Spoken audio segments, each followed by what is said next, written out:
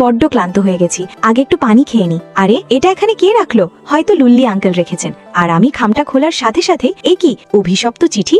যদি দুর্ভাগ্য থেকে বাঁচতে চাও তবে এই চিঠিটা অন্য কাউকে দিয়ে দাও। কি বোকা কাণ্ড, আমি এইসব জিনিসে বিশ্বাস করি না। আর তখনই হঠাৎ আমার উপর থেকে পানি পড়ে যায়। আরে এটা কি সত্যিই কাজ করে নাকি? তাড়াতাড়ি অন্য কাউকে দিয়ে দে এটা। হ্যাঁ, নইলে তোর পেছনে বড় বিপদ লেগে যাবে। কিন্তু দেবো কাকে? বাকি সবাই তো বেশ ভালো মানুষ। সরো সরো, জুলি ভাই আসছে, তাড়াতাড়ি রাস্তা খালি করো। কত অহংকারী একটা ছেলে রে বাবা, শুধু টাকা আছে বলেই নিজেকে রাজা ভাবে। চলো এখান থেকে। তোমরা যাও, আমার একটু কাজ আছে। এমনিতেও এর ব্যবহার একটুও ভালো নয়। একেই চিঠিটা দিয়ে দিই। আরে তোমরা কিছু শুনলে নাকি? কি হয়েছে? ওই সামনের বড়লোক ছেলেটার অ্যাক্সিডেন্ট হয়ে গেছে। শুটিং করার সময় ওর পা ভেঙে গেছে। এত তাড়াতাড়ি এটার আছর হয়ে গেল? তার মানে ওই চিঠিটা কি সত্যি অভিশপ্ত ছিল? আরে জিনি কোথায় গেল? জিনির কি জুলিকে পছন্দ? আমি জানতাম ওই চিঠিটা তুমি রেখেছিলে। আমরা ছোটবেলা থেকে প্রতিবেশী, তুমি আমার সাথে এমনটা কেন করলে? আমি জানতাম না এটার ফল এত বড় হবে। এখন থেকে তুমি আমার প্রতিটা জিনিসের খেয়াল রাখবে। কি? কেন? দেখতে পাচ্ছ না আমি এখন ঠিকমতো হাঁটতেও পারছি না। ঠিক আছে, এই মাসের তোমার সব খরচ আমিই চালাবো। আমার মোমো চাই, আর তাতে অনেক বেশি ধনেপাতা আর লঙ্কা দেবে। আর আমার ড্রিঙ্কসে মাত্র 20% চিনি দেবে।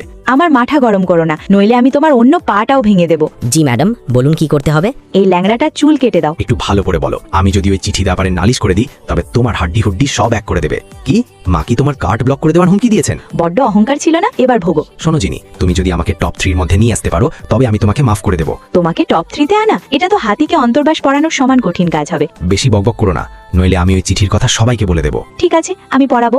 চলো আজ 10ম অধ্যায়টা পড়ি। এই সব কটা প্রশ্নের উত্তর মুখস্থ করো, আমি পরে ধরবো। এতগুলো? নিজের পকেট মানি বাঁচাতে হলে একটু পরিশ্রম তো করতেই হবে। ভুল হয়েছে, আবার শোনাও। এবার তো ঠিকই ছিল। তাও আবার মুখস্থ করো।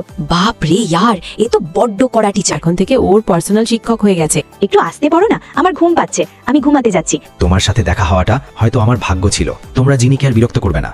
টাকা থাকলে কেউ বড় হয়ে যায় না বাবা। এখন থেকে আমি জুলিকে রক্ষা করব। দম থাকে তো সামনে আয়। ছোটবেলায় তুমি এত দুর্বল ছিলে আর এখন এত বদলে গেছো। তার মানে তুমি পুরোপুরি ঠিক হয়ে গেছো? হ্যাঁ, এখন আমি একদম ঠিক আছি। দাঁড়াও, আজ তোমার একদিন কি আমার একদিন? তুমি আমার সাথে মিথ্যে কথা বললে। ওই অভিশপ্ত চিঠিটা তুমি রেখেছিলে, আমি জানি। আরে ওটা তো জাস্ট একটা ইয়ার কি ছিল। তুমি যদি আর কখনো এইরকম কিছু করেছো তবে তোমাকে এই দুনিয়া থেকে নিখোঁজ করে দেব। আমার তো মনে হয়েছিল ওটা শুধু দুর্ভাগ্যের একটা অভিশাপ ছিল। কিন্তু ওটা তো আমাদের ভাগ্যে লেখা ছিল।